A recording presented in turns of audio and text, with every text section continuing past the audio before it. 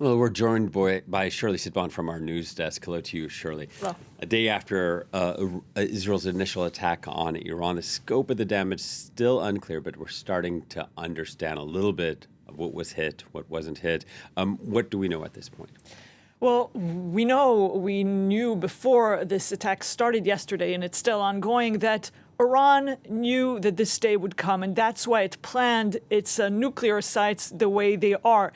Meaning that many of the nuclear facilities are deep in the ground. They're all spread out across the country. That way, striking the nuclear program would be very complicated, almost impossible to do. And indeed, Israel can't just destroy it entirely. It would be almost impossible, especially if it's working on its own, which it's doing right now since yesterday, according to all sources. So what's the situation right now? So we saw that one of the first targets that were hit were the Natanz site, which is in part in the surface and in part underground. And we saw conflicting reports because while the Israelis said that this is a great success, and some media outlets in Israel said that this is a great achievement. Well, the Iranians said, no, all this is just superficial. It doesn't change anything. The sites are deep in the ground. So we got some clarity yesterday when we heard Rafael Grossi, who heads the agency, the nuclear agency, this body that oversees nuclear sites around the world for the UN,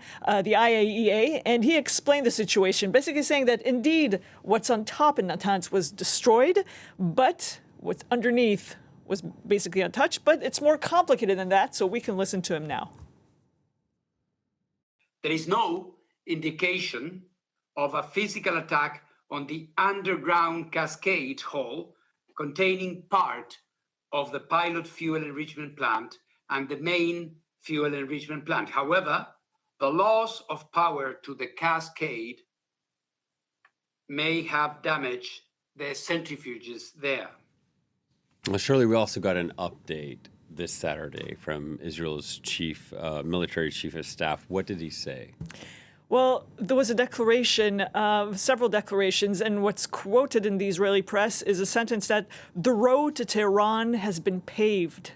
What does this mean? Well, we saw different statements from the military this morning saying that the air defense, Iran's air defense around Tehran, dozens of sites, that's what the correspondent said a while ago, were destroyed, and hinting or threatening to go further and to attack some targets into Iran. That's what the Israeli military are basically saying, that they're free to act in Tehran itself. That's what free to operate because these defense systems have been largely destroyed. That's what they're saying. So we're not going to speculate on what they're thinking about, but yes, people are saying that that would be possible. Now, these Israelis are also thinking, what could come next? Because there are several equations the Israelis are keeping in mind. They don't want the population to be overly shocked and to unite behind the regime. They don't want to hit population centers. They don't want to have victims. They don't want to harm the interests of the Iranians too much, but really target on the nuclear program, on the military facilities, on the regime. And they also do not want to anger their allies and other world powers by hitting oil facilities. That's one option further down the line. We know that all of this situation, these operations, these strikes and retaliations have hit a bit the price of oil, and it has gone back up. But if they hit oil facilities, this could have a major impact. But they're hinting that this comes further down the line because you heard yesterday Donald Trump. I mean, we saw the statement saying that if Iran does not comply, if it does not accept a nuclear deal that the Americans have suggested, which Iran disagrees with some key elements of that plan, well, then there'll be much harsher measures and harsher strikes from the Israelis. And the Israelis asked about what those strikes could be. What's the plan?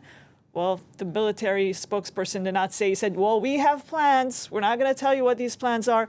Basically, a veiled threat, not saying what this could be, but, now everybody's thinking what could be the worst case scenario. Yeah, and tensions still high in the region and throughout the rest of the world. And this is ongoing now. Yep. Shirley, thank you so much. Shirli Sitbon from our news desk. It's a situation we'll continue to follow here on France 24, though. Time now for a break.